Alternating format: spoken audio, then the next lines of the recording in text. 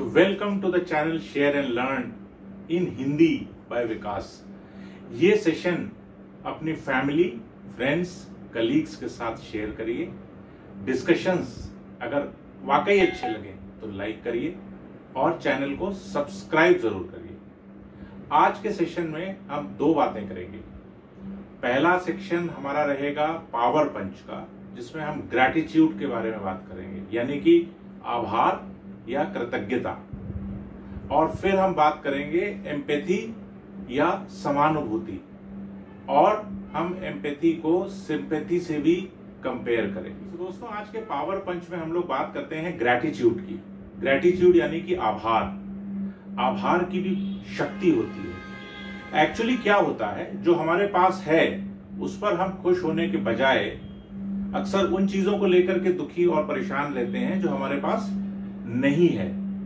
और जो पहला सेंटेंस मैंने बोला कि जो हमारे पास है उस पर खुश रहने की जरूरत है, इसी को ग्रैटिट्यूड या आभार कहते हैं। सो आभार या ग्रैटिट्यूड उस पुल की तरह है जो हमें अशांति से शांति की तरफ ले जा सकता है और नकारात्मकता से सकारात्मकता यानी कि नेगेटिविटी से पॉजिटिविटी की तरफ ले जा सकता है। आइए ग्रैटिट्यूड को और समझने की कोशिश करते हैं। आज की तारीख में 1.5 साल से हम लोग पैंडेमिक से जूझ रहे हैं और वेव 1 वेव 2 सबको पता है, कोविड-19 की आई थी और सबके लिए अच्छी नहीं रही। आज हम स्वस्थ हैं, आज हम एक दूसरे से बात कर रहे हैं, एक दूसरे के सामने हैं। ये हमारे लिए एक बहुत अच्छी बात है। अगर हम इसको इस तरह से देखें कि आज हम अगर स्वस्थ नहीं रहते तो हम कितनी मानसिक परेशानियों से गुजरे होते, कितनी शारीरिक परेशानियों से गुजरे होते और फाइनेंशियल लॉसेस भी हमको काफी हुए होते। ऐसे केस में आज अगर हम हेल्दी हैं, आज अगर हम स्वस्थ हैं, तो क्या हमें इसका ग्रैटिट्यूड नहीं पे करना चाहिए? और किसी और को नहीं, केवल 2 लोगों को, एक ईश्वर को और एक अपने आप को। So say thank you and pay gratitude to yourself because you have done a good work by maintaining your health। और ईश्वर को बहुत बहुत धन्यवाद देना चाहिए और हमें आपसे अपने आप से ये कहना चाहिए कि जो कहते हैं आज हम स्वस्थ हैं, इसके पीछे हमको ईश्वर को धन्यवाद देना चाहिए, अपने आप को धन्यवाद देना चाहिए, अपने परिवार को धन्यवाद देना चाहिए, अपने दोस्तों को धन्यवाद देना चाहिए। सो ये है पावर ऑफ ग्रैटिट्यूड यानी कि आभार की शक्ति। आइए बात करते हैं एम्पैथी और सिंपैथी की।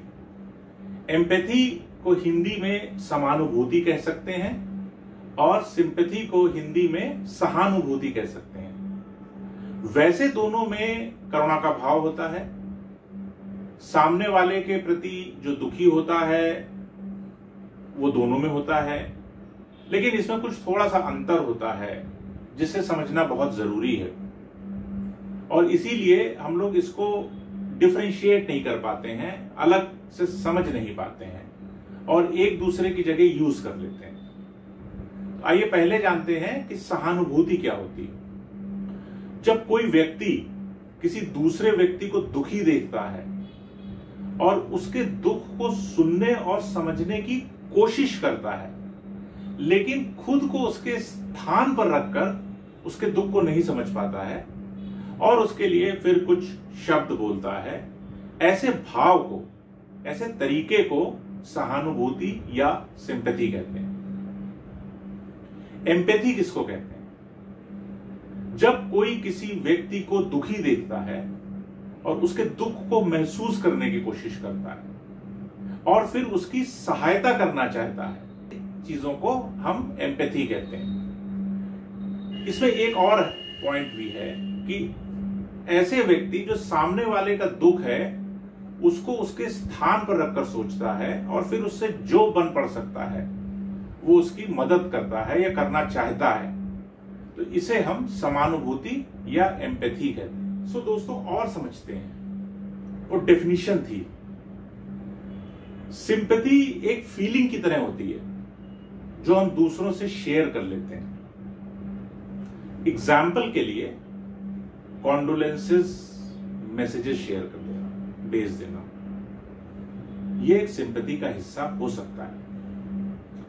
एम्पैथी एक योग्यता है, एक्चुअली एम्पैथी एक स्किल है जो दूसरे की भावना और दृष्टिकोण को समझने के लिए चाहिए।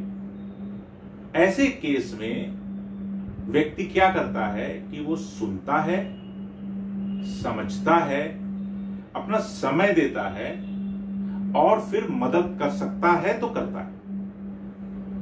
इंग्लिश में इसको कहते हैं बेसिकली कॉम्पैशनेट एम्पैथी।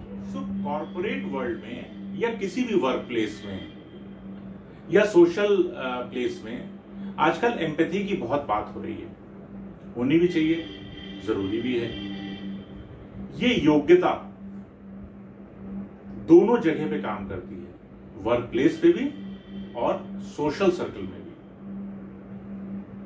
कैसे एम्पैथेटिक बने और इस योग्यता को अपनाएं, आइए इस बारे में बात करते हैं। 3 पॉइंट्स में समझते हैं कि हम कैसे इस योग्यता को अपना सकते हैं।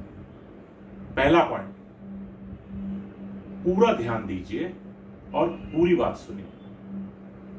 टोन कैसा है सामने वाले का, उसका गुस्सा है कि नहीं है, वो बातों से डरा हुआ फील कर रहा है, घबरा रहा है, कैसा दिख रहा है, शर्मा रहा है, ये देखना बहुत जरूरी है अगर हमें इस योग्यता को निखारना है। तो मतलब ये हुआ कि जब आप सामने वाले को सुन रहे हैं और उसकी तरफ समानुभूति के भाव से देख रहे हैं और उसकी मदद करना चाहते हैं, तो इस योग्यता को पाने के लिए पूरा ध्यान देना और पूरी बात सुनना बहुत जरूरी है। और समानुभूति के लिए दूसरी पॉइंट हमारे लिए ये है कि हमें उसका पर्सपेक्टिव जानना चाहिए। और एक्चुअली में देखा जाए तो सिंपैथी और एम्पैथी में यही बेसिक डिफरेंस है। सिंपैथी में हम अपने पर्सपेक्टिव से सामने वाले को देखते हैं और एम्पैथी में हम उसके पर्सपेक्टिव से सामने वाले को समझते हैं। तो पॉइंट नंबर 2, उसका पर्सपेक्टिव जानिए। सो अपनी बात जो है वो तुरंत मत रख दीजिए, अपनी सलाह तुरंत मत दीजिए। खुले दिमाग से, ध्यान से उसकी पूरी बात सुनिए, बीच में उसको सांत्वना देते रहिए, बट पूरी बात उसकी कंप्लीट होने के बाद ही आप अपने शब्द या अपनी पॉइंट्स जो हैं उसके सामने रखिए। जरूरी नहीं है दोस्तों कि आप उससे एग्री करें जब वो आपको अपनी समस्या बता रहा है और आप उससे एम्पैथाइज कर रहे हैं, लेकिन बहुत जल्दी डिबेट में भी ना उतरें, बहुत जल्दी उससे वाद विवाद भी ना करें। रादर उससे पूछें कि समस्या का समाधान कैसे होगा, उसकी राय क्या है, वो कैसे सोच रहा है, क्योंकि सही सवाल पूछने से उसका पर्सपेक्टिव जो है वो ज्यादा अच्छे से समझ में आएगा, आपको भी और उसको भी। पहला पॉइंट था पूरा ध्यान दीजिए, दूसरा पॉइंट था उसका पर्सपेक्टिव जानिए, और तीसरा पॉइंट है कि एक्शन लीजिए, मतलब उसकी मदद करिए जो आप कर सकते हैं। आपकी मदद उसको बेनिफिट देनी चाहिए, इस चीज का ध्यान हमको रखना पड़ेगा। यहां तक आते आते इस थ्योरी को जो हम लोगों ने आज बात करी है, कुछ छोटे छोटे एग्जाम्पल से एम्पैथी स्किल या एम्पैथी योग्यता को समझ लेते हैं। पहला एग्जाम्पल, अगर आप डॉक्टर हैं और आपके पास पेशेंट्स आ रहे हैं, सडनली एक मिडिल एजेड लेडी आती है जो चल नहीं पा रही है और बाहर से कह रही है कि डॉक्टर साहब हमको मेरे घुटने में बहुत तेज दर्द हो रहा है, या कोई भी समस्या अपनी ऐसी बता रही है जिसमें उसको अर्जेंसी दिख रही है। आपके यहाँ का टोकन सिस्टम है, आप जो है वो अपॉइंटमेंट्स पे पेशेंट्स को मिलते हैं। अब उस पेशेंट को, उस मिडिल एजेड पेशेंट को आप बुला लेते हैं अपने पास, उसको पहले दिखा लेते हैं, पहले देख लेते हैं सॉरी, और उसके बाद फिर आप उसको दवा दे देते हैं और वो खुश हो जाती है। ऐसे केस में आपने उस मिडिल एजेड लेडी के लिए एम्पैथाइजेशन किया। ये एक अलग बात है कि बाकी के पेशेंट्स भी नाराज हो जाएंगे, लेकिन जब वो देखेंगे कि वो लेडी जो थी वो परेशानी में थी और आपने उसकी मदद करी, तो इतना ज्यादा रेजिस्टेंस नहीं आएगा। सो ये एक एग्जाम्पल है एम्पैथी का। दूसरा एग्जाम्पल हम परिवार से ले लेते हैं। आप शाम को अपने ऑफिस से लौट करके आए हैं और आपने देखा है कि आपकी वाइफ, आपकी पत्नी जो है वो बीमार है और आपके पास भी कल बहुत काम है, कल आपको सुबह एक बहुत इंपॉर्टेंट प्रेजेंटेशन देना है। इन सब के बावजूद भी आपने आकर के अपनी पत्नी का हालचाल पूछा और एक कप चाय बना करके उसको दे दी। बाकी चीजें तो आपकी पत्नी खुद ही संभालेंगी क्योंकि वो जानती हैं कि आपके पास काम कितना है, लेकिन इस स्पेसिफिक मोमेंट को एम्पैथी कहते हैं।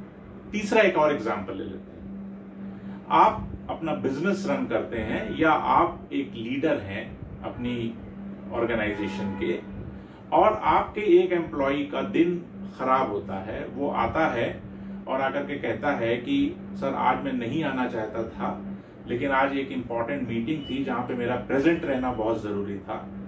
ऐसे केस में मैं आ गया हूं, हमारे घर में ये 1 2 3 बड़ी समस्या आज के लिए आ गई थी। ऐसे केस में आप उसके साथ बैठते हैं और वो मेरी बात याद करिए, ये एम्पैथी एक योग्यता है।